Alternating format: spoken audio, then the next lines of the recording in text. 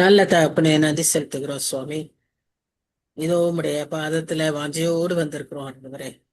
பல நிலைகளில பல கஷ்டங்களோடு கூட ஆண்டவரே, நாங்க உங்களுடைய சமூகத்துல சந்தோஷமாக எல்லாவற்றின் மத்தியிலும் என் நேசர் எங்களோடு இருக்கிறார், எங்களை தாங்கிக் கொள்வார், அவருடைய கிருபை எங்களுக்கு போதும் என்று சொல்லி ஆண்டவரே நாங்கள் வந்திருக்கிறோம். உங்கள் ஒவ்வொருவரையும் நீர் ஆசீர்வதித்தே ஆக வேண்டும் சுவாமி.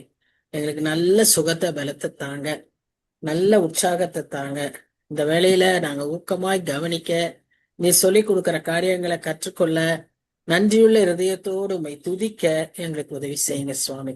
எல்லா எங்களுடைய கம்ப்ளைண்ட்ஸ், எங்களுடைய வேதனைகள், முறுமுறுப்பு எல்லாவற்றையும் எடுத்து போட்டு உம்முடைய கிருபையினாலையும் உம்முடைய சந்தோஷத்தினாலும் எங்களை நிரப்புங்க சுவாமி. இங்க வந்தது நல்லதுன்னு சொல்லி நாங்க ஒவ்வொருவருமே நாங்க இப்படி ஐக்கியப்படும் போது இது எவ்வளவு பெரிய ஸ்லாக்கியம் என்று நாங்க உணர்கிறோம் சுவாமி. ஆமாண்டவரே, நாங்க ரிட்டையர்ட் ஆகி வீட்டுல இருக்கும்போது பல இடங்கள்ல போய் எங்களுக்கு ஃபெலோஷிப்பும் இல்லை. முந்தியெல்லாம் எங்களுக்கு நிறைய இருக்கும், நாங்க சர்ச்சில் இருப்போம், ஆக்டிவா இருப்போம், எத்தனையோ காரியங்கள் உண்டு. இப்ப நாங்க வெளியே கூட போக முடியாத ஒரு சூழ்நிலையில பல சமயத்துல இருக்கிறோம்.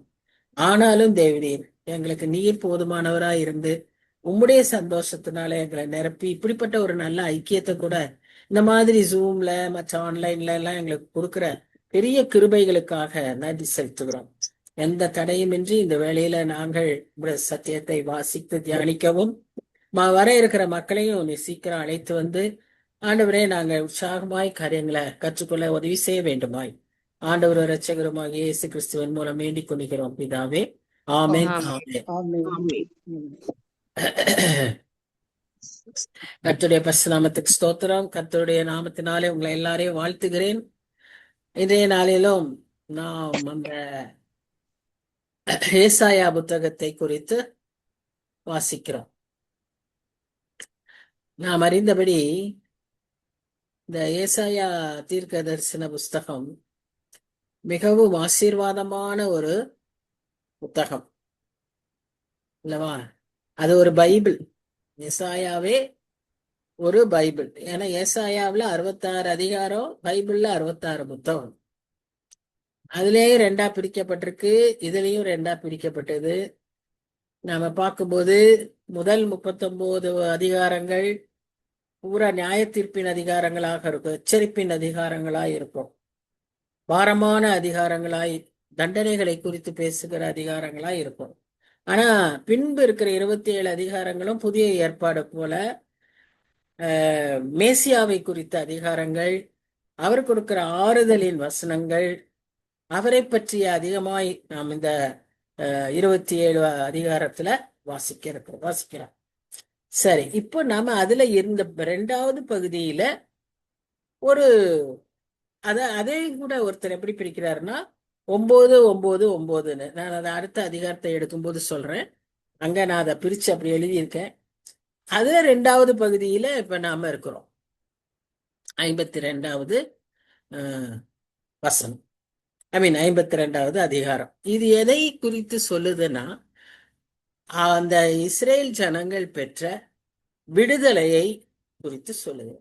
முந்தின அதிகாரத்திலேயே நம்ம பார்க்கிறோம், கர்த்தர் சொல்றாரு, அவங்க கர்த்தரையே மறந்து, கர்த்தர் வல்லவர், அவர்களை விடுவிக்க வல்லவர் என்பதெல்லாம் மறந்து அவர் அவர்களை கைவிட்டுட்டாரு, எங்களை இப்படி ஒரு நிலைமைக்கு கொண்டு போயிட்டாரு. ஏன்னா அந்த பாபிலோனியரும் அசீரியர்களை போல அதிகமாய் கொடுமைப்படுத்தி இருக்கிறார்கள். அதனால அந்த டார்ச்சர் எல்லாம் அனுபவிச்சதுனால அவங்க என்ன நினைச்சாங்கன்னா, கர்த்தருக்கு கண்ணே இல்லை, கர்த்தரே இங்க எங்கள்கிட்ட இல்லை, கர்த்தர் எங்களை மறந்துட்டாரு, இப்படிங்கிற ஒரு நினைப்புல இருந்தபோது ஒரு சிறு கூட்டம் அந்த சூழ்நிலையிலும் கர்த்தருக்கு பயந்து, எப்படின்னா அதனுடைய எக்ஸாம்பிள்ஸ் தான் நம்ம பார்க்கிறோம். யாரெல்லாம்?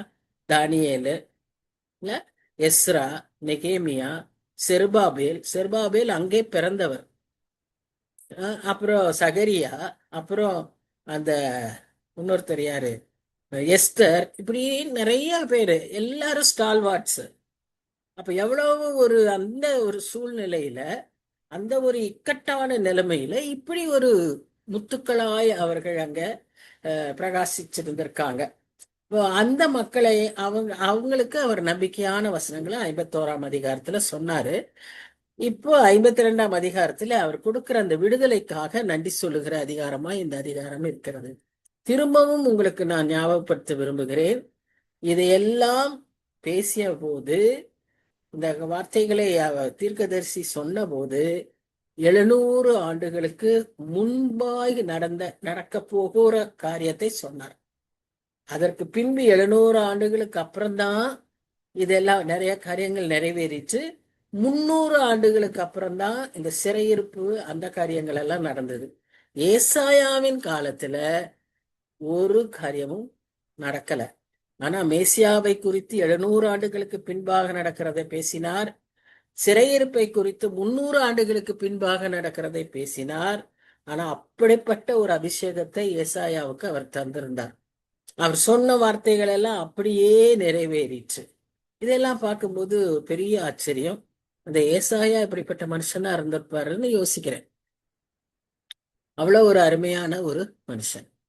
ஜான் மெக்கார்த்தர்ங்கிறவரு ஒரு பெரிய வேத பண்டிதர். அவரை பற்றி நிறைய நீங்களும் பார்த்திருப்பீங்க, கேட்டிருப்பீங்க. நல்லா பேசுவார். அவர் ஒரு இடத்துல சொல்லும்போது சொன்னாரு, பழைய ஏற்பாடு இயேசு கிறிஸ்துவை எதிர்பார்த்து, இயேசு கிறிஸ்து அல்லது மேசியாவை எதிர்பார்த்திருக்கிற புத்தகம், எதிர்பார்ப்புகள் நிறைந்த புத்தகம். மேசியா எப்படி இருப்பார், என்ன செய்வார், எப்படி இருப்பாரோ அப்படின்னு பார்த்துட்டு இருக்கிற ஒரு புத்தகம். சுவிசேஷங்கள் அவருடைய பிறப்பையும் அவருடைய வளர்ப்பு, அவருடைய காரியங்களை, ஊழியங்களை பற்றி பேசுகிற ஒரு புத்தகம். அப்போஸ்தலர் நடவடிக்கைகள் அவர் செய்த, நிறைவேற்றின காரியங்களை பிரகடனப்படுத்துகிற ஒரு, அறிவிக்கிற ஒரு புத்தகம். நிருபங்கள் அந்த கிறிஸ்து சொல்லி கொடுத்த காரியங்களை நடைமுறை வாழ்க்கையில பயன்படுத்தக்கூடிய விதத்துல அதை விளக்குகிற ஒரு புத்தகம். புத்தகங்கள், எபிசல்ஸ், புத்தகங்கள். வெளிப்படுத்தின விசேஷம் கர்த்தருடைய மகிமையை விவரிக்கிற. ஜான் மெக்கார்த்தர் என்ன சொல்றாருன்னா, அது ஓட்டியா இருந்தாலும் சரி, என்டியா இருந்தாலும் சரி, எல்லாத்தின் மையப்பொருளும் இயேசு கிறிஸ்து. எல்லா புத்தகத்திலும் யாரை பற்றி பேசுகிறார்கள் என்றால் இயேசு கிறிஸ்துவை பற்றி தான். பழைய ஏற்பாடா இருந்தாலும் இயேசு கிறிஸ்து தான். இதுக்கு நல்ல உதாரணம் ஏசாயா. அவரு இயேசு கிறிஸ்துவோட பிறப்ப பேசுறாரு, அவருடைய நாமத்தை பேசுறாரு, அவர் எப்படி வாழ்வாரு, வளர்வாரு, அவர் என்ன ஊழியம் செய்வாரு, அவருடைய நோக்கம் என்ன, அவர் உலகத்துக்கு வந்த நோக்கம் என்ன, யாரால் அனுப்பப்பட்டார், அவர் எப்படி மரிக்க போகிறார், அவர் மரிக்கும் போது பட்ட பாடுகள், அவர் உயிர்த்தெழுந்த போது, அவர் உயிர்த்தெழுகிறது, பரத்துக்கிறது, எல்லாத்தையுமே இந்த அதிகாரத்துல சொல்லியிருக்கு. அது மாத்திரம் அல்ல, அதற்கு பின்பு அவர் வருவது, அவர் நியாயம் தீர்ப்பது, அவர் 1000 வருஷ அரசாட்சி செய்வது. ஆச்சரியமா இல்ல? எவ்வளவு அழகா எல்லாவற்றையும் இந்த ஏசாயாவின் புத்தகத்துல நாம பார்க்கிறோம். It's a real privilege to understand and study this prophetic book. இப்போ இந்த அதிகாரத்தை நாம் பார்க்கும்போது இதுல 15 வசனங்கள் உண்டு. 13 15 வசனம் ஆக்சுவலா அது மேசியாவை பற்றி கூறியதா இருக்கிறது. இதை அநேக வல்லுநர்கள் இதை 53ஆம் அதிகாரத்தோடு சேர்த்து தான் படிப்பாங்க. ஏன்னா 53ஆம் அதிகாரம் இயேசு கிறிஸ்துவின் பாடுகளை குறித்து பேசுகிறது. அதற்கு முந்தின வசனங்களாக இந்த 13ஆம் வசனத்திலிருந்து 52ஆம் அதிகாரம் 13ஆம் வசனத்திலிருந்து சேர்த்துக்குவாங்க.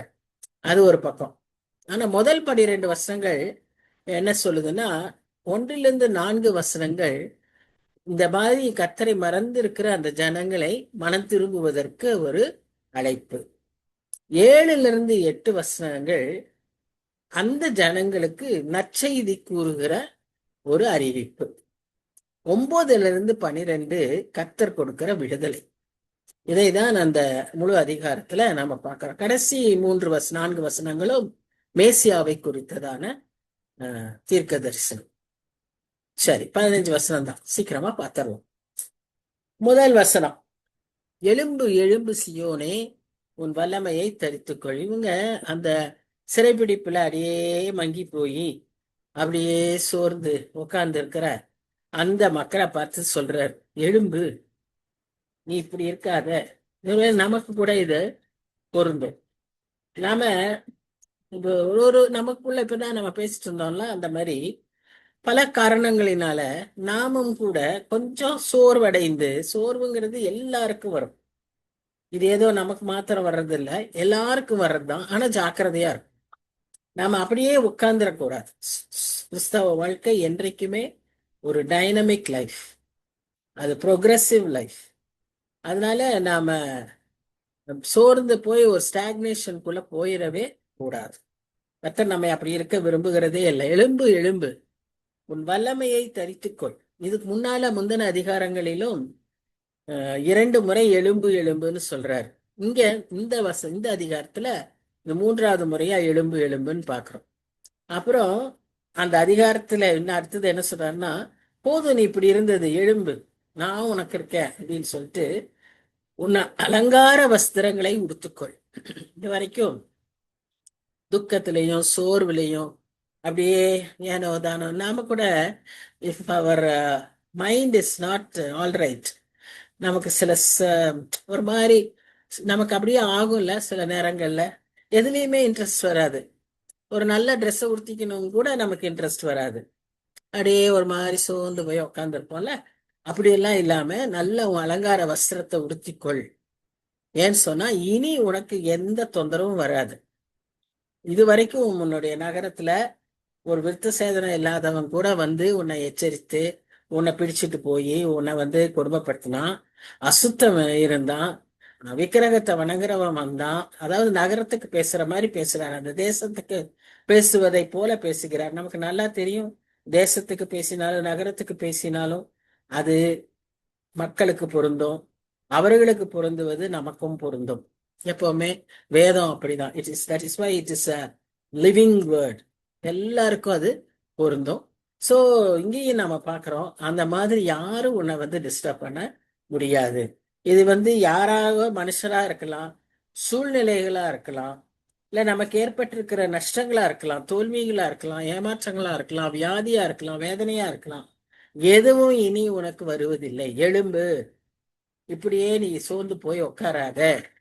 Not only physically getting up, our mind, our spirit should be revived. அதுதான் அர்த்தம். நாம உள்ளுக்குள்ள உற்சாகப்பட வேண்டும்.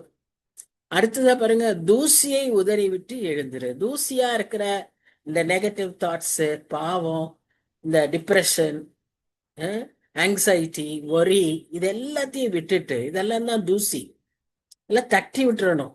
உதறிட்டு எழுந்துரு.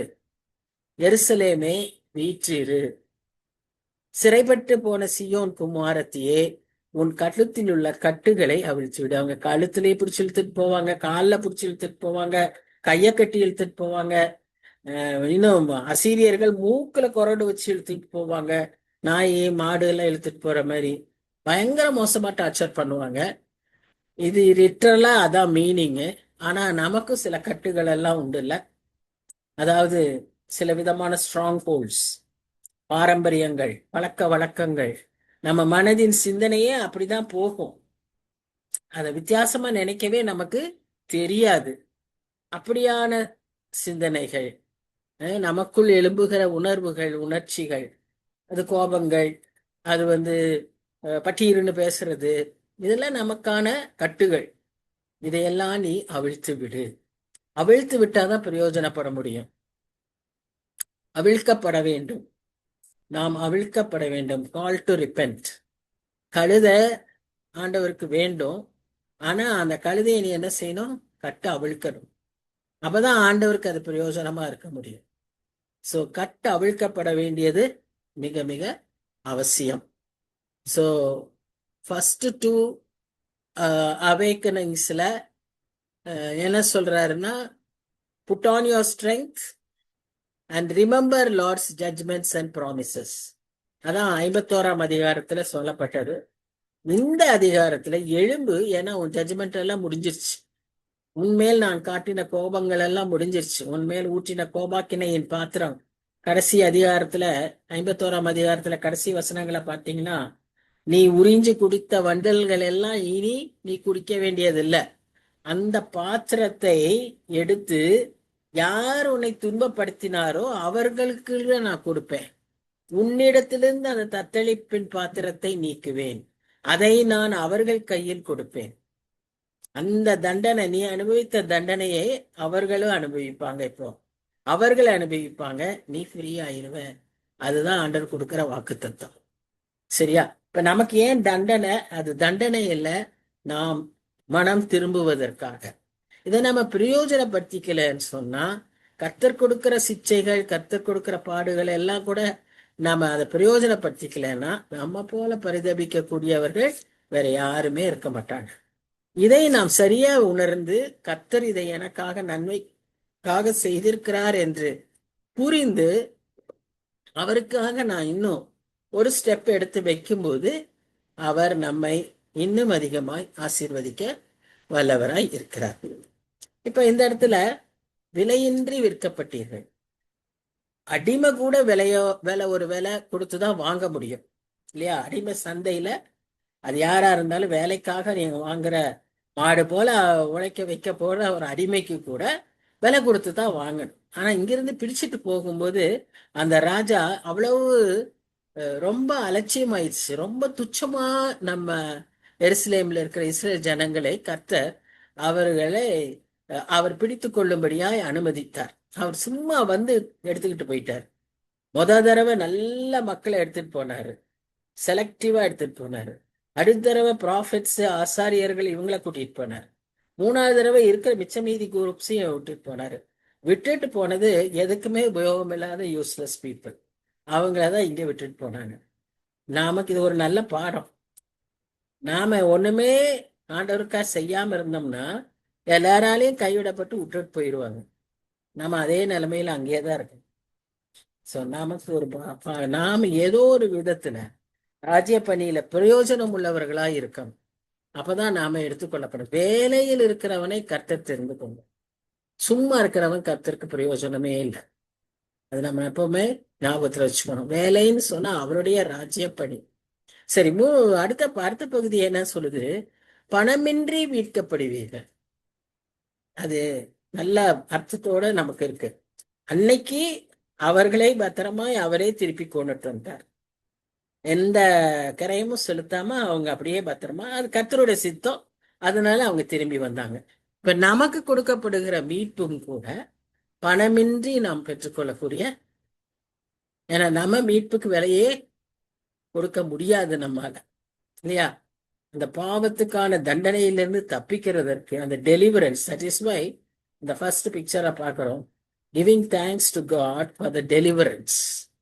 அந்த டெலிவரன்ஸ்க்கு நம்ம ஈடே இணையே செய்ய முடியாது.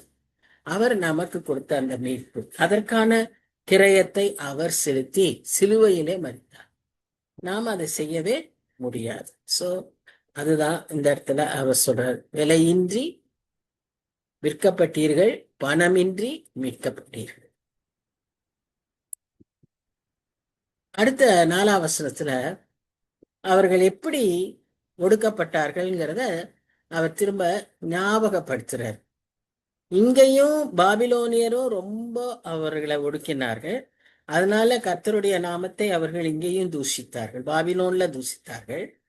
அதாவது தூஷித்தார்கள்னு சொல்றப்போ இனிமேதான் தூஷிக்க போறாங்க. ஆனா பழையதை யோசிக்கும் போது அசிரியர்கிட்டையும் சரி எகிப்தியர்கிட்டையும் சரி காரணமில்லாம இவர்களை பிடித்துட்டு போய் பயங்கரமா டார்ச்சர் பண்ணாங்க. எகிப்தியரை எப்படி டார்ச்சர் பண்ணாங்கன்னு நம்ம பார்த்தோம் இல்லையா? அந்த செங்கல் சூளையில போட்டு அவர்கள் மிதிக்கும்படி செய்து, இன்னும் அவங்க ஏதாவது பேசுனா இன்னும் ஒரு தடவை அவங்களுக்கு கூடுதலா செய்ய வைத்து, எப்படியெல்லாம் அவங்கள ரொம்ப தொந்தரவு பண்ணாங்க. அதே போல என்ன சொல்ல வரேன், அசீரியர்களும் நான் சொன்னேன்ல, மூக்குல தொரடுகளை போட்டு இழுத்துட்டு போவாங்கன்னு, விருப்பமே இல்லாம தர தர தரன்னு இழுத்துட்டு போய் முள்செடிகளுக்குள்ளாக. இதனெல்லாம் நம்ம எங்க வாசிக்கிறோம்னா அந்த ஏசாயா 36ஆம் அதிகாரத்துல மனாசைய எப்படி பிடிச்சிட்டு போனாங்கன்னு சொல்லி நம்ம பாக்குறோம். அதே மாதிரிதான் அவரை பிடிச்சிட்டு போவாங்க. இப்பதான் அவர் உடனே மனம் திரும்புவார். உடனே தன்னை தாழ்த்துவார், உடனே அவர் விடுதலையும் ஆக்கப்படுவார். ஆச்சரியம் பாருங்க. God wants only that repentance.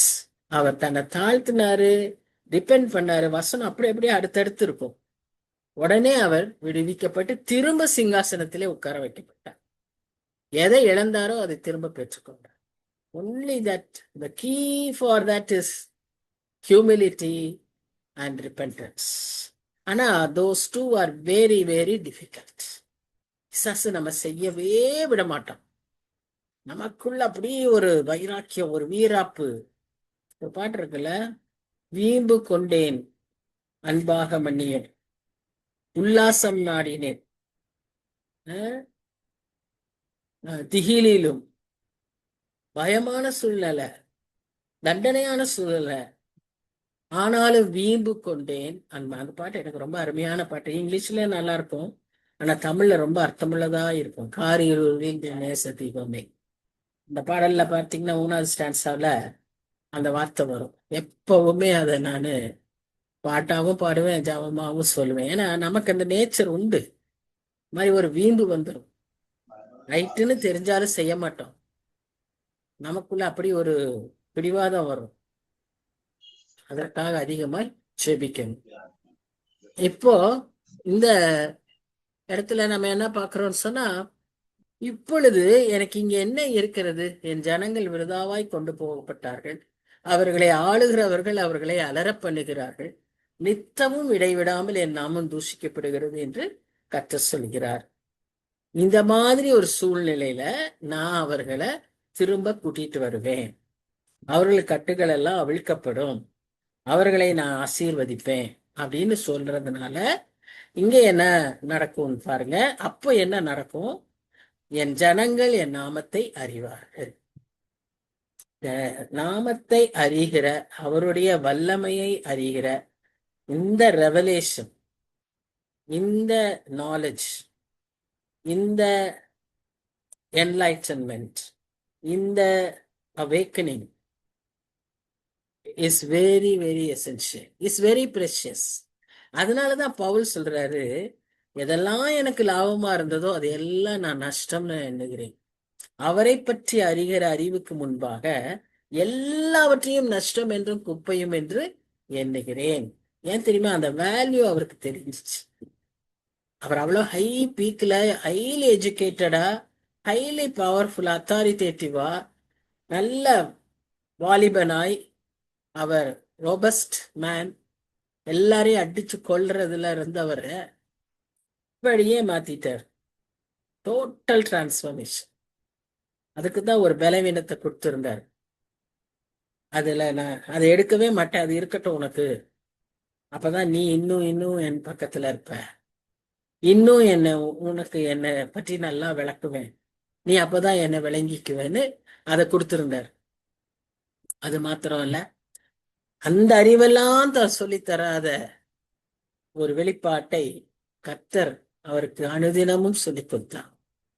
அதைத்தான் இங்க சொல்றோம், சாமத்தை அறிவார்கள், இதை சொல்லுகிறவர் நானே என்று அக்காலத்திலே அறிவார். வேற சத்தங்கள்லாம் உங்களுக்கு கேட்காது, கர்த்தர் சத்தம் மாத்திரம் கேட்கும். Big experience. ஏன்னா இன்னைக்கு பல சத்தங்கள் வருது, பல சத்தங்கள் நம் செவியில இருக்கு, பல ஆலோசனைகள், பலவிதமான வேர்ல்ட்லி நாலேஜ், இப்படி அப்படி இது அதுன்னு நம்மளை போட்டு குழப்பிட்டு இருக்காங்க. நான் கர்த்தர் சத்தம் நமக்கு தெளிவாய் கேட்கணும். இதோ இங்கே இருக்கிறேன் என்று கர்த்தர் சொல்லுங்க. அவர்கள் மத்தியிலே நான் இருக்கேன், உங்க மத்தியிலே நான் இருக்கேன், உங்களில் இருக்கேன். God is with us and within us. எப்பொழுதும் அதை நாம ஞாபகம் வச்சுக்கணும். சோ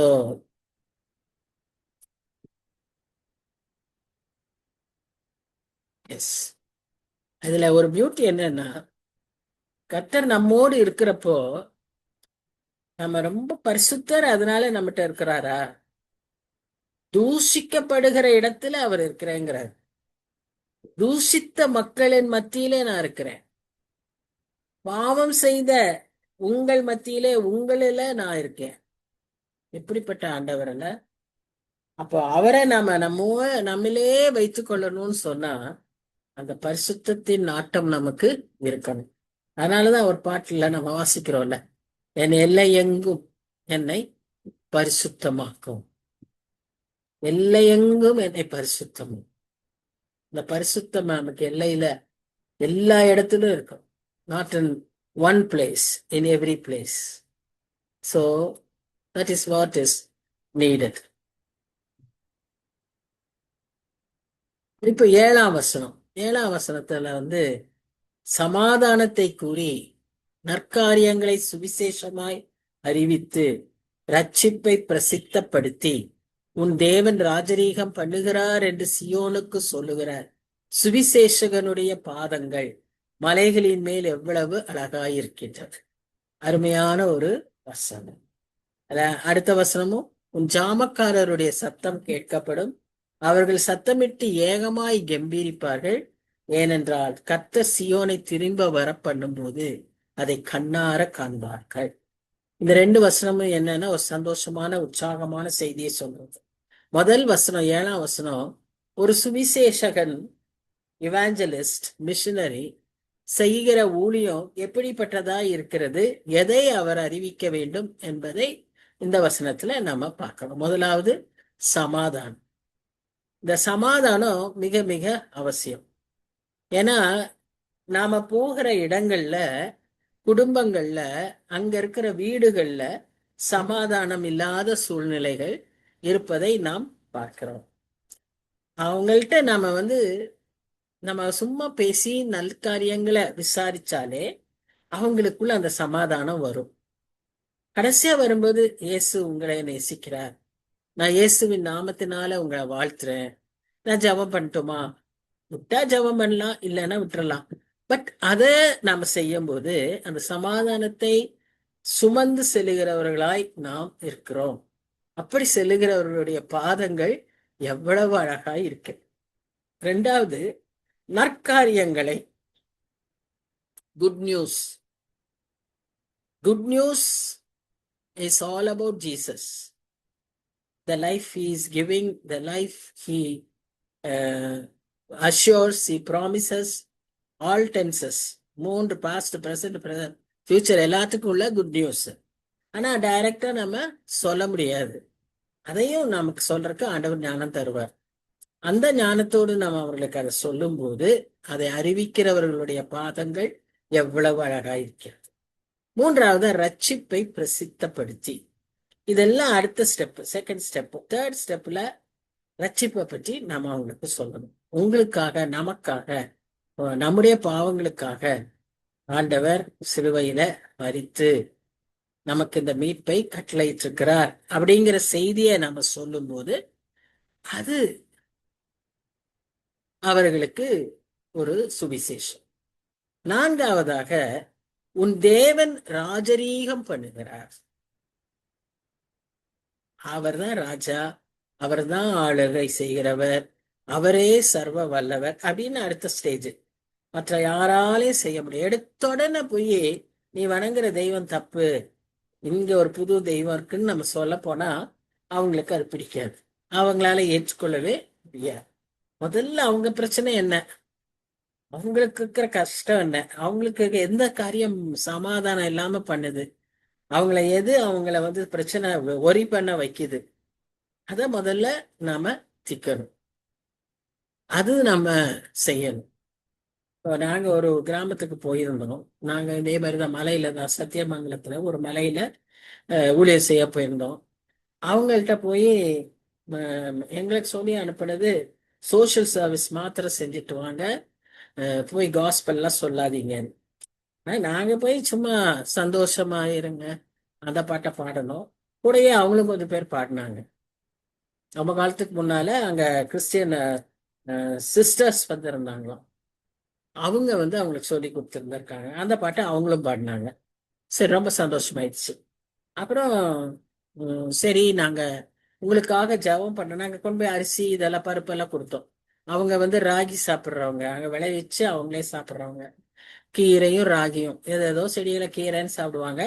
அப்புறம் அங்க விளையிற ராகி, சோளம், நல்ல மழை வந்தா சோளம், அவங்களுக்கு அரிசியெல்லாம் சாப்பிடுறது ரொம்ப கஷ்டம். அன்னைக்கு அப்பெல்லாம் அந்த அவங்க மலை ஜாதி மக்களா இருந்ததுனால நாங்க போன சமயங்கள்ல அவங்களுக்கு ரேஷனும் இல்லை. அப்போ நாங்க அரிசி இங்கிருந்து எடுத்துட்டு போனோம். அப்புறம் தான் யோசிச்சோம், ரொம்ப நாங்க அரிசி எடுக்கக்கூடாது. ஏன்னா நம்ம மாறி போகிறப்போ பார்டர்லாம் கிராஸ் பண்ணா அப்புறம் அது ஒரு பிரச்சனை ஆகணும். ஆனா தொடக்கத்துல ஃபர்ஸ்ட் டைம் போனப்போ அரிசி பருப்பெல்லாம் எடுத்துட்டு போயிடணும். ஏன்னா சர்வீஸ் தானே பண்ண சொன்னாங்க, சோஷியல் சர்வீஸ். இதுதான் அவங்க முதல் தேவைன்னு சொல்லி கொண்டு போய் கொடுத்தோம். கொடுத்துட்டு அவங்கள்ட்ட சரி நாங்க என்னத்துக்கு உங்களுக்கு ஜெபம் பண்ணோம்னா, அவங்க மேல இருக்காங்க, அங்கிருந்து கீழே வரணும் அந்த மலையில. பாதையெல்லாம் இல்லை, கல்லு பாரு அது. அதுல லேடிஸ் தான், ஜென்ஸ் யாரும் வர மாட்டாங்க. ஜென்ஸ் எல்லாம் டே டைம் தூங்குவாங்க. நைட் டைம் வந்து இவங்க விளைவிக்கிற அந்த ராகி சோளத்துக்கு பன்றிகள் யானை வராதபடி மரங்கள் மேல பறன் கட்டி விழிச்சு உட்கார்ந்துருப்பாங்க. அதனால டே டைம் பூரா தூங்குவாங்க. ஸோ இந்த லேடிஸு ப்ரெக்னெண்ட்டாக இருந்தாலும் சரி, எவ்வளோ கஷ்டமாக இருந்தாலும் சரி, கீழே இறங்கி அங்கே ஒரு கிணறு இருக்குது, அதுல இருந்து தண்ணி சேர்ந்து எடுத்துட்டு மேலே வரும். ஸோ அவங்களுக்கு அதனால அந்த ஏரியாவுக்கே பேரு கிணத்து தொட்டி. தொட்டி தொட்டின்னு தான் ஒவ்வொரு இடத்துக்கு பேரு. இது கிணறு இருக்கிறதுனால கிணத்து தொட்டி. இவங்க முதல்ல எங்களுக்கு சொன்னது என்னன்னு சொன்னா, எங்களுக்கு இந்த கிணறு ஒரு பெரிய ப்ராப்ளமா இருக்குது, எங்களுக்கு தண்ணி வேணும். நல்ல மழை பெஞ்சிச்சுன்னா ஏன் அங்க வந்து நல்லா மழை தண்ணி பிடிச்சுக்குவோம், எங்களுக்கு இந்த பிரச்சனை பெருசா இருக்காது, எல்லாத்துக்கும் நாங்க கீழே போய் எடுக்க வேண்டியிருக்கு அப்படின்னு அவங்க சொன்னாங்க. நாங்க சரி ஜெபிக்கிறோம், அஹ், பாருங்க நாங்க ஜெபிக்கிறோம், கர்த்தர் உங்களுக்கு மழையை கொண்டு வருவாருன்னு சொல்லிட்டு வந்துட்டோம். வந்துட்டு எங்களுக்கெல்லாம் ஒரே பயம். ஏன்னா அடுத்த ஒரு மாசத்துக்கு ஒரு தடவை தான் போவோம். அடுத்த மாசம் போறதுக்குள்ள ஐயோ மழை வந்ததுட்டோமே, நம்ம பாட்டுக்கு சொல்லிட்டோமே, எங்களுக்குள்ளேயே அவ்வளவுதான் விசுவாசம். ஆனாலும் சரின்ட்டு நல்லா ஜெபம் பண்ணிட்டு நீ சொன்னதை நிறைவேற்றி சுவாமின்னு அப்படியே உற்சாகமா போறோம். ஊக்கமா இல்ல, உற்சாகம் இல்ல, பயம். எல்லாம் பயத்தோட போயிட்டு இருக்கோம். போய் பார்த்தா எல்லாம் பசுமையா இருக்கு செடியெல்லாம். ஆச்சரியமா இருந்தது. அப்போ அவங்க சொல்றாங்க, நீங்க போனீங்க 2வது நாளே பெரிய மழை வந்துச்சு.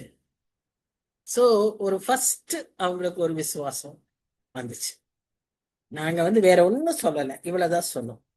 அப்புறம் நாங்க எங்களுக்குள்ள அந்த ஊழியத்தை செய்யறதுக்கு ஆரம்பிக்கும் போது ஒரு உணர்வு வந்தது. நம்ம சுத்தி அந்த இடத்துல அவங்க தங்கி இருக்கிற இடத்த சுத்தி போய் நடந்து முதல்ல அந்த டெரிட்டோரியல் ஸ்பிரிட்ஸ் எல்லாம் பைண்ட் பண்ணிட்டு நம்ம ஊழியத்தை செஞ்சோம்னா இன்னும் கொஞ்சம் விடுதலையோட செய்ய முடியும் அப்படின்ட்டு பாட்டை பாடிட்டு போவோம். இயேசுவின் நாமம் சொல்லி அந்த பாட்டை சுத்தி பாடிட்டு வருவோம்.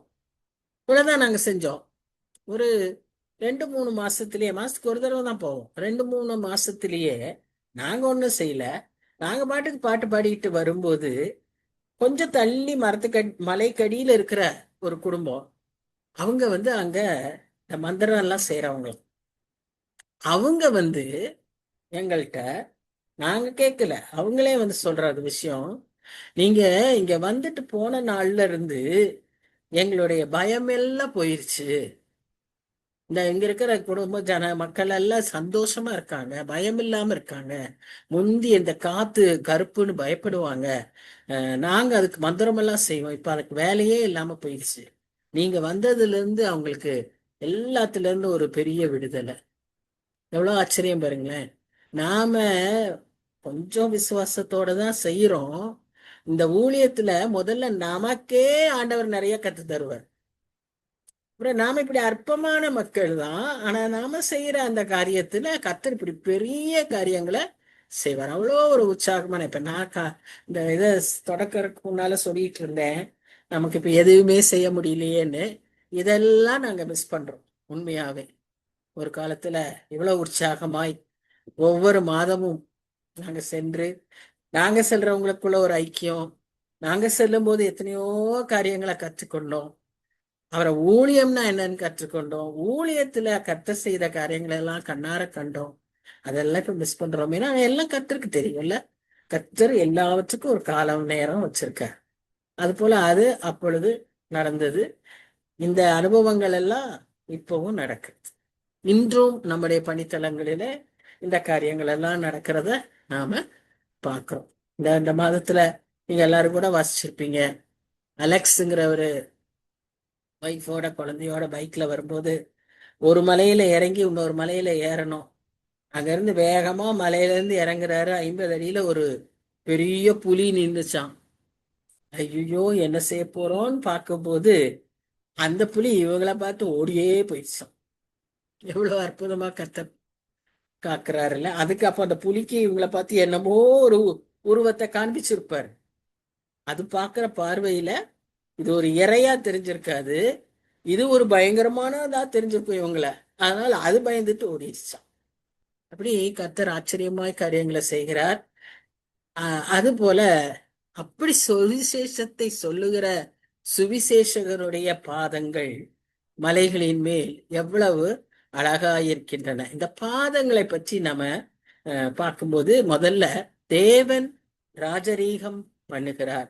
இது எல்லாம் இந்த சுவிசேஷத்தின் மையப்பொருள். தேவன் ராஜரீகம் பண்ணுகிறார். தேவன் ராஜரீகம் பண்ணும்போது சமாதானம் இருக்கும், நற்செய்தி இருக்கும், குட்னஸ் இருக்கும், ரட்சிப்பு இருக்கும், குளோரிபிகேஷன், கர்த்தருடைய நாமம் மகிமைப்படும்.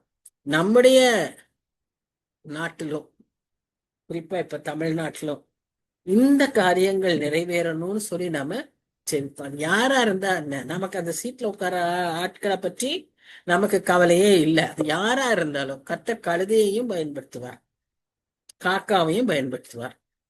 அப்ப இங்க உட்கார்ந்து இருக்கிறது யாரா இருந்தாலும் சரி. ஆனா தேவன் நம் நாட்டை ராஜரீகம் பண்ண வேண்டும். நீர் ஆளுகை செய்யும் சுவாமின்னு நாம தொடர்ந்து ஜெபிப்போம். ரிசல்ட் பெற்ற உடனே மாத்திரம் நம்முடைய பணி முடியல, தொடர்ந்து ஜெபிக்கணும். ஏன்னா பிரச்சனைகளையும் பெரிய பெரிய சவால்களையும் ஆட்சியாளர்கள் சந்திக்கும் போது அவர்களை தாங்க வேண்டியது நம்முடைய பொறுப்பு. நல்ல நீதியுள்ள அமைதலோட கலகம் இல்லாத ஒரு ஆட்சி நமக்கு வேணும்னா நம்முடைய கையில தான் இருக்கு. நாம தான் ஜெபிக்கணும். சரி, அடுத்தது இந்த கால்கள், பாதங்கள், இதை பற்றி நம்ம பேசும்போது பாதம்னாலே சுவிசேஷகனுடைய பாதங்கள் மலைகளின் மேலுன்னு எருசலேமுக்கு நற்செய்தி சொல்லணும்னு மலை மேல இருந்துதான் சொல்ல முடியும். ஏன்னா மலைக்கு அந்த பக்கம் தான் பாபிலோனு. வாட்ச்மேன், காவல்காரர் 8ஆம் வசனத்துல வாசிக்கிறோமே, அவர்கள் அந்த மலை மேலதான் இருப்பாங்க. எனிமீஸ் வந்தாங்கன்னா, ஏதாவது ஒரு காரியம் ஸ்பைஸ் வந்தாங்கன்னா அங்க இருந்து அவங்க எக்காலம் ஊதி நாட்டுக்குள்ள இருக்கிறவங்களுக்கு அறிவிப்பாங்க. இப்ப இவங்க அறிவிக்கிற செய்தி என்ன? பாபிலோன்ல இருந்து நம்ம நாட்டு ஜனங்கள், பிழைப்பட்டு போன சிறைப்பட்டு போன ஜனங்கள் 70 வருஷம் கழித்து 2 தலைமுறைகளாய் வளர்ந்துகிட்டு இருக்காங்க. பழைய தலைமுறை, அதுக்கு அடுத்த தலைமுறை. ஏன்னா செருபாபேல் அங்கதான் பிறந்தார். இப்ப அந்த மாதிரி மக்கள் வந்துகிட்டு இருக்காங்க, தீவிரமாய் வருகிறார்கள் என்ற செய்தி எருசலேமின் குடிகளுக்கு சொல்லப்படுறது. அதான் அந்த நற்செய்தி. இப்போ அந்த நற்செய்தியை சொல்லும் போது இங்க இருக்கிற ஜனங்களுக்கு ஒரே உற்சாகம். என் வீட்டுக்கு என் சொந்தக்காரங்க வராங்களா, எங்க மாமா வராரா, எங்க தம்பி வரானா, இப்படி இவங்களுக்கு இங்க அப்படிப்பட்ட உற்சாகம். ஆனா அந்த பாதங்கள் எப்படிப்பட்ட பாதங்கள்? சும்மா அப்படியே சோர்ந்து போய் அப்படியே சொதப்பா அடி நிக்கிற பாதம் பாதம் இல்லை, ஆக்டிவா இருக்கிற பாதம். அந்த அந்த பாதம்னு சொன்னாலே வேகம், முன்னேற்றம், மூவிங், ஒரு டைனமிசம் அதுல இருக்கும்னு சொல்லி நம்முடைய கால்கள், கால்கள்னு சொல்லும்போது ஆயத்தம். எபேசியர் 6ஆம் அதிகாரத்துல அதான் வாசிக்கிறோம். அந்த ஆயத்தத்தை நம்முடைய செயல்கள், நம்முடைய விசுவாசம், நம்முடைய பேச்சு, பேச்சினால் வெளிப்பட்டது. நீ யாருன்னு வெளிப்பட்டது இல்ல, அப்ப பேச்சு, எல்லா காரியங்களுமே அந்த ஒரு ஆயத்தத்தை, அந்த ஒரு சமாதானத்தை சொல்லுகிற. சிலர் பேச்சு உடனே அங்க என்ன ஆகும், பிரச்சனை உருவாகும். சிலருடைய பேச்சின் தொனி அடுத்தவங்களுக்கு கொஞ்சம் ஒரு சுக் அப்படின்னு ஒண்ணு உண்டாகும். உடனே நாம என்ன செய்வோம், ஃப்ரீயா பேச மாட்டோம். நமக்குள்ள ஒரு தயக்கம் வரும். கர்த்தர் எல்லாவற்றையும் மேற்கொள்ள நமக்கு உதவி செய்வார். நாம் அப்படி பேசுகிறவர்களாய் நாம் இல்லாதபடி அவருடைய சாட்சியாக கர்த்தர் ராஜரீகம் தேசத்தை மாத்திரம் அல்ல, என்னை ஆளுகிறார். ஆட்கொள்ளும் இயேசுவே என்னை ஆளுகிறார். முதல்ல என்ன ஆண்டு கொள்கிறார். ஏன்னா நான் அவருடைய ஆலயம். இப்போ நம்மளே அவர் இருந்து செயல்படும் போது அது வெளிப்படும். நிச்சயமாய் அது வெளிப்படும். 11ஆம் வசனத்துல பாக்குறோம், புறப்படுங்கள் புறப்படுங்கள், அவ்விடம் விட்டு போங்கள், அசுத்தமானதை தொடாதிருங்கள், கர்த்தருடைய பாத்திரங்களை சுமக்கிறவர்களே அதன் நடுவிலிருந்து புறப்பட்டு உங்களை சுத்திகரியுங்கள். பாருங்க, அங்கிருந்து வருகிற ஜனங்களுக்கு சொல்லப்படுகிற செய்தி. கர்த்தருடைய எல்லாத்தையும் காலி பண்ணிட்டு போயிட்டாங்க. அததான் நாம பாக்குறோம். தானியேல் புஸ்தகத்துல வாசிக்கிறோம்ல, அந்த ராஜா ஆலயத்தில் வைக்கப்பட வேண்டிய அந்த பொற்பாத்திரங்களை மது ஊற்றி தன்னுடைய பந்தியில கொடுத்து அதை எல்லாவற்றையும் டிசெக்ரேட் பண்ணான். பரிசுத்தமானதை அவன் அப்படி அதை தூஷித்தான். அதனால அவன் சடுதியில மாண்டான். அதுவும் நமக்கு தெரியும். உன் நாட்கள் என்ன பட்டதுன்னு சொல்லி பார்க்கிறோம்.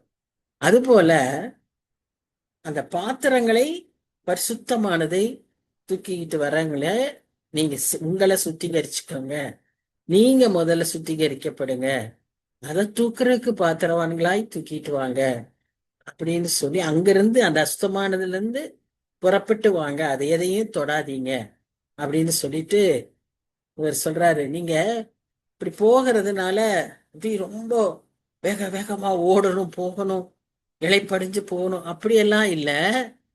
உங்க முன்னால கர்த்தர் போவார், உங்க பின்னாலேயும் அவர் காக்கிறவரா இருப்பார். அதெல்லாம் நீங்க பயப்படாம நிதானமா நீங்க போகலாம். எப்படி ஒரு பாதுகாக்கிற தேவன் நம் தேவன்! எவ்வளவு கன்சர்ன்டா எல்லாவற்றையும் அவர் முன்கூட்டி அறிந்து. அதான் நம்ம ஆண்டவருடைய ஒரு பெரிய ஸ்லாக்கியம். கர்த்தரை தெய்வமாய் கொண்ட ஜனங்கள் பாக்கியம் உள்ளதுன்னு சொன்ன காரணம் என்னன்னா இதான். இப்படிப்பட்ட தெய்வத்தை நாம் வேற எங்கேயுமே பார்க்க முடியாது. எல்லாவற்றையும் அறிந்தவர், எல்லாவற்றையும் நமக்காக செய்கிறவர். உங்களுக்காக செய்யறாரு, எனக்காக செய்யறாரு. நீங்க தூத்துக்குடியில இருக்கீங்க, நான் கோயம்புத்தூர்ல இருக்கிறேன். டெல்லியில இருக்கிறவங்களுக்கும் செய்யறாரு, லண்டன்ல இருக்கிறவங்களுக்கும் செய்யறாரு, எல்லாருக்கும் செய்யறாரு, ஒரே நேரத்துல செய்யறாரு. அது அவருடைய வல்லமை, அதுதான் அவருடைய மகிமை. So such a big God we have. So நம்ம எதற்கும் பயப்பட வேண்டிய அவசியமே இல்லை. இத அன்னைக்கு பாபிலோன்ல இருந்து தீவிரமாய் வந்த அந்த ஜனங்களை, புறப்பட்டு வந்த ஜனங்களையும் குறிக்கும். இன்றைக்கு சமுதாயத்தில் வாழுகிற நாம் இந்த அசுத்தமானதிலிருந்து பிரிக்கப்பட்டு நாம பரிசுத்த பாத்திரங்களாக, தூக்குகிறவர்களா இல்ல, நாமே பரிசுத்த பாத்திரங்களாக கர்த்தருக்கு பயன்படுகிற பாத்திரங்களாய் மாற நம்மை அழைக்கிறார். 2 தீமோத்தேயு 2ஆம் அதிகாரம் 21ஆம் வசனம். யாராவது வாசிங்களே? 2 தீமோத்தேயு 2ஆம் அதிகாரம் 21ஆம் வசனம்.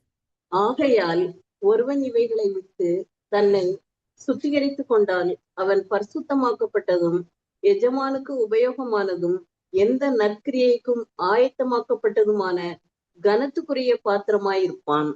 ஆயத்தமாக்கப்பட்ட, என்ன ஆயத்தப்படுங்கிறாங்களே, எப்படி ஆயத்தமாகிறது? இங்க பாக்குறோம். ஃபர்ஸ்ட் சுத்திகரிக்கணும், சுத்திகரிக்கப்படணும், பரிசுத்தமாக்கப்படணும். எதற்கு? எஜமானுக்கு பிரயோஜனமாய் இருக்க, அதற்கு ஆயத்தமாய் நம்மை ஆயத்தப்படுத்த. செல்ஃப் ப்ரிப்பரேஷன், நற்கிரியைகளை செய்ய, அவருக்கென்று காரியங்களை செய்ய. அப்படி நாம செய்யும் போது கர்த்தருடைய நாமம் மகிமை.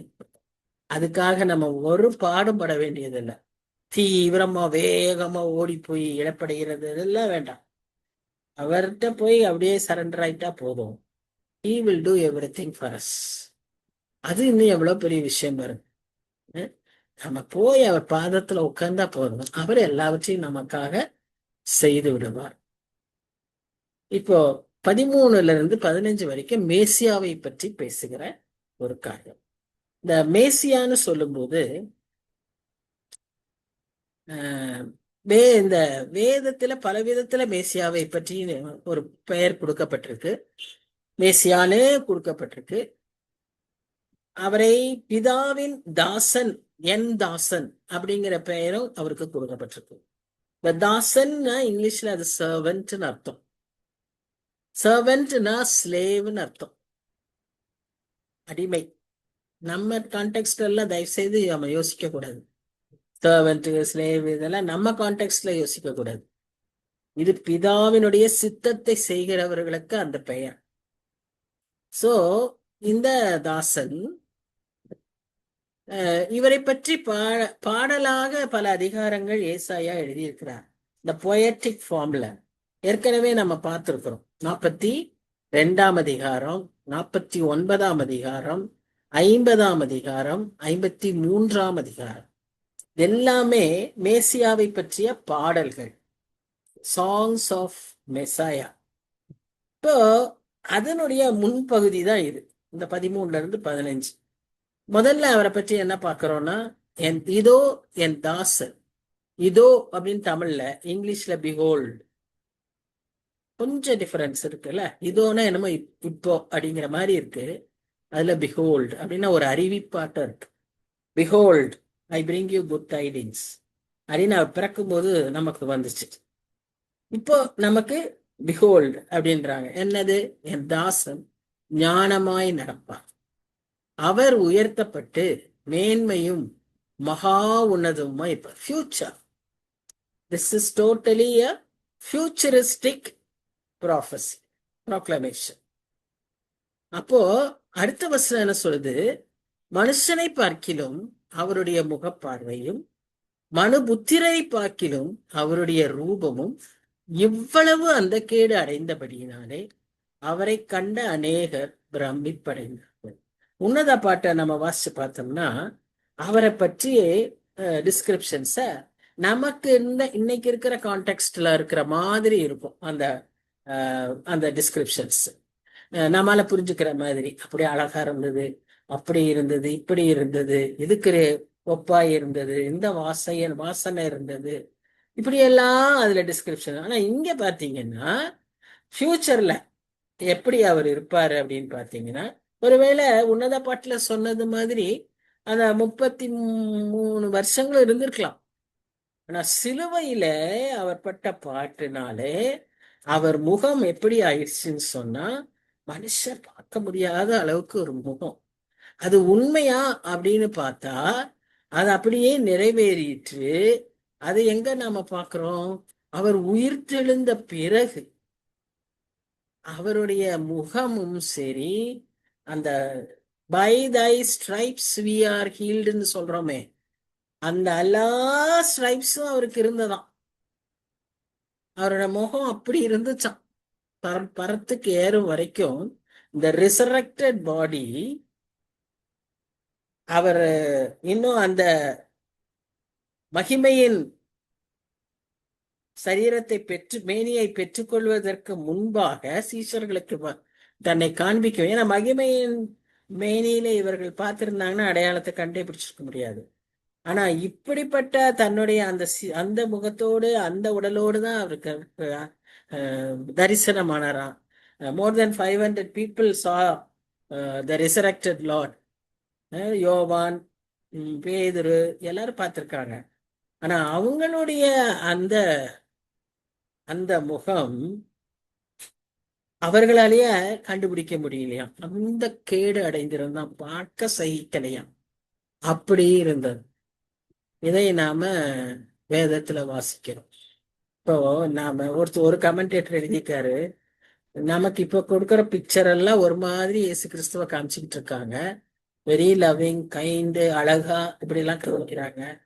நம்ம போய் பரலோகத்துல பார்க்கும்போது இந்த சொன்ன மாதிரி இருந்தா எப்படி நாம கண்டுபிடிப்போம்? நமக்கு எப்படி இருக்கும் ரியாக்ஷன் அப்படின்னு ஒருத்தர் எழுதியிருக்கு. ட்ரூ. அந்த மாதிரி அவருடைய முகம் அவ்வளவு பயங்கரமா இருந்ததாக நாம பார்க்கணும். சரி, இந்த தாசன் சொன்ன இந்த ஏசாயாவிலேயே நிறைய வசனங்களில நிறைய பேரை தாசன் சொல்லியிருக்கிறத பார்க்கிறோம். Not only son of God, not only the messiah. ஏசாயாவே, அதனாலதான் குழப்பம். இந்த 53ஆம் அதிகாரத்தை நம்ம வரும்போது நான் சொல்றேன், 53ஆம் அதிகாரத்துல வரக்கூடிய அந்த இதெல்லாம் இட் டசன்ட் டினோட் டு கிரைஸ்ட்னே சொல்லக்கூடிய கமெண்டேட்டர்ஸ் இருக்காங்க. ஏன்னா ஏசாயாவே அந்த தாசன்கிற வார்த்தைக்கு நிறைய பேரை குறிச்சிருக்காரு. முதலாவது தன்னையவே சொல்றாரு, தன்னையவே அவருடைய தாசன் அப்படின்னு அவர் சொல்லிக்கிறார் 20ஆம் அதிகாரம் 3ஆம் வசனத்துல. 22ஆம் அதிகாரம் 20ஆம் வசனத்துல எலியாக்கீம தாசன் அப்படின்னு அவர் சொல்றாரு. அடுத்ததா 37ஆம் அதிகாரம் 35ஆம் வசனத்துல தாவீதை குறித்து சொல்லுகிறார். 41ஆம் அதிகாரம் 8-9 வசனத்துல இஸ்ரவேல் தேசத்தை தாசன் என்று குறிப்பிடுகிறார். இந்த லேட்டஸ்ட் கமெண்டேட்டர்ஸ் எல்லாம் என்ன சொல்றாங்கன்னா, அந்த 53ஆம் அதிகாரம் யாரை பற்றி சொல்லியிருக்குன்னா, இன்றைக்கும் யூதர்கள் அதேதான் நம்பிக்கொண்டிருக்கிறார்கள். 53ஆம் அதிகாரத்திலே வந்திருக்கிற அத்தனை பாடுகளும் காரியங்களும் அந்த இஸ்ரேல் தேசம் பட்ட பாடுகள். இஸ்ரேல் தேசம் ஹிட்லர்கிட்ட பட்ட பாடு, நீரோட்ட பட்ட பாடு, இதெல்லாம் தான் அங்க குறிச்சிருக்குது. அந்த தேச மக்கள், அந்த தேசத்துக்கான பாடு. இயேசு கிறிஸ்து மேசியான்னு அவங்க எடுத்துக்கவே இல்லை. அதனாலதான் இன்னும் மேசியாவுக்கு காத்துக்கிட்டு இருக்கு. ஆனா புதிய ஏற்பாட்டு கிறிஸ்தவர்களாகிய நமக்கு ஆவியானவரின் துணையோடு இவ்வளவு காரியங்களை நமக்கு எவ்வளோ we are so very privileged. அதனால தான் நீங்க நல்லா உங்களுக்கு ஞாபகப்படுத்தி பார்த்தீங்கன்னா, அப்போஸ்தலர் நடவடிக்கைகள் 8ஆம் அதிகாரத்துல ஒரு எத்தியோப்பியன் இல்லையா, அந்த ரதத்துல இருந்து அவர் அந்த ஏசாயா சுருளை வச்சிருப்பார், அதை வாசிச்சுக்கிட்டு இருப்பார். அப்ப அவர் வாசிக்கிறது ஒண்ணுமே புரியல. ஆனா அன்றைக்கு யூதர் அந்த மாதிரி மக்களுக்கு அவர் ஒரு கன்வெர்டட் ஜூ, சரியா? அதனால அவருக்கு அந்த யூதே ஜுடைசத்தை ஃபாலோ பண்றதுனால அவர் இந்த ஸ்க்ரால சுருளை வாசிக்கிறது அவருக்கு கிடைக்கிற நேரத்துல வாசிக்க வேண்டும் அப்படிங்கிற ஒரு கடமை. அதனால அவர் வாசிக்கிறார். அவர் எருசலேமுக்கு எதுக்கு வந்திருந்தாரு? பஸ்கா பண்டிகை நிறைவேற்ற. பஸ்கா பண்டிகையை நிறைவேற்றி திரும்ப போறாரு. போகிறப்ப இதை வாசிக்கிறாரு. பாருங்க, கிடைச்ச நேரத்தை பைபிள் வாசிக்கிறாரு. நாம கிடைச்ச நேரத்தை, கொஞ்ச நேரத்தை டிராவல் பண்ணும்போது கொஞ்ச நேரத்தை என்ன பண்றோம் யோசிப்போம். அந்த நேரத்தை நம்ம எப்படி செலவழிக்கிறோம்? அவர் கிடைச்ச அந்த நேரத்தை பைபிள்ல வாசிக்கிறார், சுருளை வாசிக்கிறார். இவர் இங்க வாசிக்கிறாரு, இவருக்கு இத புரியல, ஆனா இவருக்கு இத விளக்கணும் அப்படின்னு பிதாவின் சித்தமா இருந்தபடியினாலே ஆவியானவர் பிலிப்பை அங்கு நல்ல சமாரியால ஊழியம் செஞ்சிட்டு இருக்காரு. நீங்க அப்போஸ்தலர் 8 வாசி பார்த்தீங்கன்னா அந்த கான்டெக்ட் நல்லா தெரியும். அற்புதங்கள்லாம் நடக்குது. அவர் பெரிய வேலை செஞ்சிட்டு இருக்காரு. அவர் சாதாரணமா உணவு பரிமாறினவர். அவர் சிதறப்பட்டு போய் அங்க போய் ஊழியர் செஞ்சுக்கிட்டு இருக்கிற சமயத்துல நீ இப்ப போய் அந்த இடத்துல ஒரு ஒரு மனிதனை பாப்பாய், அவனுக்கு போய் நீ சுவிசேஷத்தை விளக்குன்னு சொல்றது. யோசிச்சு பாருங்களேன். அன்னைக்கு இது கிடையாது, பைக்கு கிடையாது, கார் கிடையாது, ட்ரெயின் கிடையாது, வனாந்திரம், ஓடணும், வெயிலு. ஓடினாதான் போய் ரதத்தை பிடிக்க முடியும். ரதத்துல போயிட்டு இருக்கா, நீ போய் பிடி. அதுக்கான பலனை கர்த்தர் கொடுத்தாருன்னு வைங்க. அவர் ஓடி வரார். பார்த்தா இவர் உட்காந்து கொஞ்சம் ரெஸ்ட் எடுத்திருக்கிறார். அந்த நேரத்துல வாசிக்கிறார். அப்ப அவரை கேட்கிறார், இதை நீ வாசிக்கிறியே, இது என்னன்னு உனக்கு புரிஞ்சுச்சான்? இல்ல, இதுல தாசன் தாசன்னு சொல்லியிருக்கு, சர்வன்ட்னு சொல்லியிருக்கு. ஏன்னா இவரே ஒரு சர்வன்ட். ஏன்னா கவர்மெண்ட் சர்வன்ட், ட்ரெஷரிக்கு இன்சார்ஜ். அந்த ராணிக்கு கந்தாகை, காண்டேஸ், த பிரின்சஸ் ஆஃப் காண்டஸ், அந்த ராணிக்கு இவர் ட்ரெஷரர், பெரிய பொக்கிஷதாரி. இவர் சர்வன்ட்னா இவருக்கு திங்கிங் அப்படிதான் இருக்கும். அதனால அவர் எந்த சர்வன்ட் சொல்லுது, ஒருவேளை இது எழுதின ஏசாயாவே சொல்லுதா, தன்னையே சொல்றாரா, இல்ல இது யாரை பற்றி சொல்லுது? அப்பதான் அவர் இயேசு கிறிஸ்துவை பற்றி சொல்லுகிறார். இதெல்லாம் அடைந்தாரு, இப்படி மரணம் சந்திச்சது. இதெல்லாம் எதுவுமே இவருக்கு தெரியாது. இவருக்கு மாத்திரம் இல்ல, அன்னைக்கு அந்த இஸ்ரேல் ஜனங்களுக்கு தெரியாததுனால தான் அவங்க அஹ், சுவிசேஷத்தை சொல்லி கொண்டு வந்தார்கள். ஸோ இவருக்கு அதை சொல்லி விளக்குன உடனே இமீடியட் ரெஸ்பான்ஸ் என்னன்னா, நானும் அந்த கிறிஸ்தவனான். இவர் ஏற்கனவே ஒரு எத்தியோப்பியன், இவர் யூதேசத்தை ஃபாலோ பண்ற Jew. But now he wants to become a true Christian. So he wants to take baptism. You see, that is the transformation of the gospel. இது இன்னொரு விஷயம் ஏன் அப்படி இருக்குன்னா, இன்னைக்கு கூட யூதர்களால ஏன் மேசியாவை ஏற்றுக்கொள்ள முடியலன்னா, அவங்களுடைய அந்த சினகாகுல, ஜபாலயத்துல ஏசாயா 53ஆம் அதிகாரம் ஒரு நாளும் வாசிக்கப்படாது. அவர்கள் அதை ஏற்றுக்கொள்ளவே இல்லை. இன்னைக்கும் they do not know this 53rd chapter. ஏன்னா அது இயேசு கிறிஸ்துவுக்கு அப்படியே ரெலவென்ட் ஆகுது. இவங்க தான் கூடயே நின்று விட்னஸஸா இருந்திருக்காங்களே. அன்றைக்கும் அவங்க அதை செய்யல. இன்றைக்கும் புதிய ஏற்பாட்டு கிறிஸ்தவர்களாய், புதிய ஏற்பாட்டு காலத்துல இயேசுவோடு இருந்த பரிசேயர்கள், சதுசேயர்கள், யாரோ எல்லாரும் அதை அவர்கள் ஏற்றுக்கொள்ளவில்லை. அதனாலதான் இவன் தூஷணம் சொல்றான், இவன் தூஷிக்கிறான் அப்படின்னு இவர் மேல குற்றம் சொன்னதுக்கு காரணம், அந்த 53ஆம் அதிகாரம் அவங்களுக்கு தெரியவே தெரியாது. தெரிஞ்சிருந்தா இவங்க செய்யறது அப்படியே அதுல இருக்கு. 700 வருஷங்களுக்கு முன்பாகவே தீர்க்கதரிசி எழுதியிருக்கிறாரே அப்படின்னு அவங்க புரிஞ்சிருந்திருப்பாங்க. At least after the death of Jesus Christ. ஏன்னா death of Jesus Christ is the plan of God. அதை யாராலையும் தடுக்க முடியாது. So after the death of Jesus Christ, after the resurrection, they could have easily accepted. But they could not, because their eyes are blindfolded. குருடர்களாய் இருந்தார். அந்த அதிகாரத்தை அவங்க இருந்த அன்னைக்கே பழைய ஏற்பாட்டு காலங்களிலேயே அதை அவர்கள் ரிமூவ் பண்ணிட்டாங்க. டோட்டலா ரிமூவ் பண்ணிட்டாங்க. So that is the condition. இப்ப இன்னைக்கு நமக்கு புரியுதா ஏன் அவங்களுக்கு இன்னும் மேசியாவை பற்றி தெரியலன்னு? இந்த அதிகாரத்தை வாசிச்சுமா தெரியல அப்படின்னு நம்ம யோசிப்போம்ல. தெளிவா வார்த்தைக்கு வார்த்தை அப்படியே நிறைவேறிட்டு இருக்கு. அவங்க செஞ்சதெல்லாம் அப்படியே கொடுக்கப்பட்டிருக்கு. அதை பார்த்த உடனே அவங்களுக்கு உள்ளத்துல பயங்கரமா ஒரு ரெஸ்பான்ஸ் வரணும். But why? This is the reason. பிசாசு என்னென்ன விதங்கள்ல எப்படியெல்லாம் திரிப்பான், மறைப்பான், குறைப்பான், என்ன வேணா செய்வான். கிருபை நம்மை காத்துக் கொள்வது கிருபை. நாம் நிர்மூலமாகாதிருப்பது அவருடைய சுத்த கிருபை.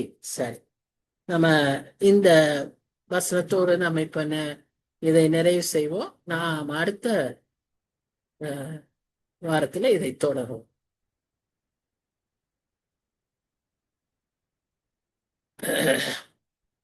நல்ல ஆண்டவரே, நன்றி செலுத்துகிறோம் சுவாமி. ஆண்டவரே, உம்மை அறிவது எங்களுக்கு எவ்வளோ பெரிய சிலக்கியம். உம்மை அறிந்திருப்பது எவ்வளவு பெரிய ஆசீர்வாதம். நாங்க எந்த விதத்திலும் தகுதியே இல்லை சுவாமி. அந்த அநேகரை பார்க்கும்போது, யூதர்களை பார்க்கும்போது, மற்ற பெரிய பணக்காரர்களை பார்க்கும்போது, அறிவில் பெருத்தவர்களை பார்க்கும்போது, ஆண்டவரே, they have everything, Lord, but we are nothing in front of them. We are so frail, we are so weak.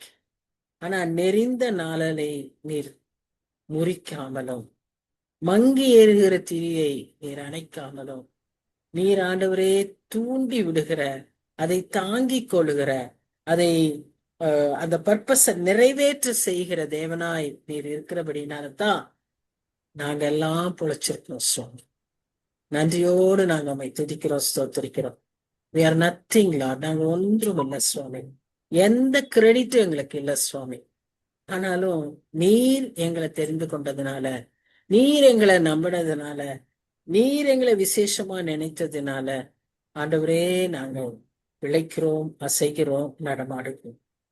இந்த இந்த நேரத்திலும் எங்களுக்கு எவ்வளவோ காரியங்களை சொல்லி கொடுத்தீர். துதிக்கிறோம், ஸ்தோத்தரிக்கிறோம். ஆண்டவரே, எப்படியாவது இதை கடத்தி விட எங்களுக்கு உதவி செய்.